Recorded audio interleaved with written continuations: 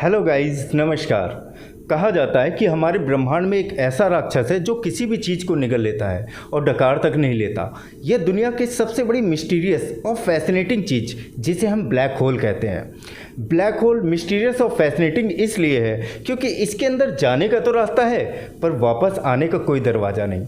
तो दोस्तों, आप ज़रूर सोच रहे होंगे कि इसके अंदर क्या है और कितना बड़ा है, और कुछ अंदर जाता है तो बाहर क्यों नहीं आता, राइट? ब्लैक होल नाम सुनकर ऐसा लगता है जैसे कोई काली खाली जगह हो, पर ब्लैक होल कोई अंधेरी खाली जगह नहीं होती। अपनी थ्योरी ऑफ रिलेटिविटी में आइंस्टीन ने बताया था कि जब एक बड़ा स्टार यानी सितारा मरता है तो वो एक छोटा बचा हुआ कोर छोड़ जाता है, और इस कोर का वजन हमारे सूरज के वजन से कम 3 गुना होता है। तो ये ग्रेविटी बाकी सारे फोर्सेस पे भारी पड़ जाती है और इसी कोर को ब्लैक होल में बदल देती है। एक ब्लैक होल कहीं से भी होल नहीं होता, बल्कि एक छोटी सी जगह पे समाया हुआ बहुत सारा मैटर होता है। एक ब्लैक होल इतना ज़्यादा डेंस्ड हो सकता है कि वो 40 किलोमीटर के दायरे में 4 सूरज को समा सकता है। तो आप सोचिए इस एरिया का ग्रेविटेशनल फोर्स कितना ज़्यादा होगा, और इसी ज़बरदस्त ग्रेविटेशनल फोर्स के कारण लाइट भी इसके अंदर बेंड हो जाती है और इसके अंदर कोई भी चीज़ हमें दिखाई नहीं देती, क्योंकि कोई भी चीज़ हमें दिखाई तब देगी जब लाइट रिफ्लेक्ट होकर हमारी आंखों तक आती है। जैसे अंधेरे कमरे में हमें कुछ नहीं दिखाई देता और हमें कुछ भी दिखाई देने के लिए लाइट और उसके रिफ्लेक्शन की ज़रूरत होती है, और ब्लैक होल में लाइट रिफ्लेक्ट होती ही नहीं है।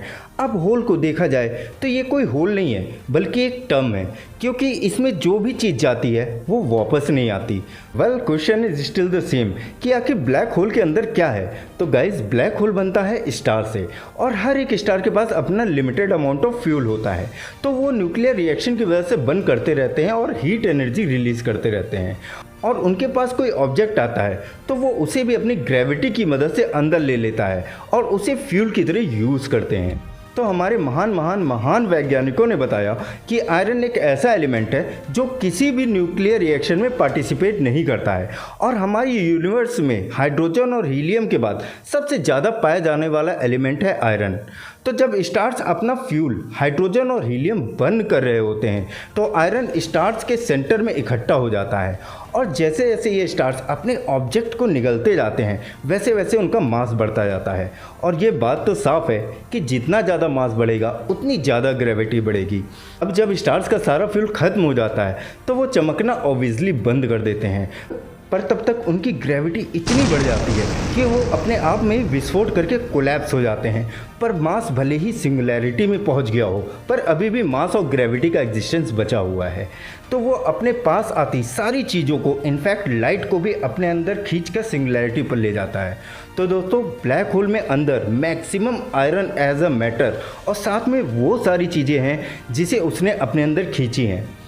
फिलहाल दोस्तों, आज के लिए इतना ही। मिलते हैं अगली वीडियो में कुछ और नॉलेजेबल कंटेंट के साथ। तब तक हो सके तो हमारे चैनल को आप प्लीज़ शेयर, सब्सक्राइब और लाइक ज़रूर करिएगा। नमस्कार।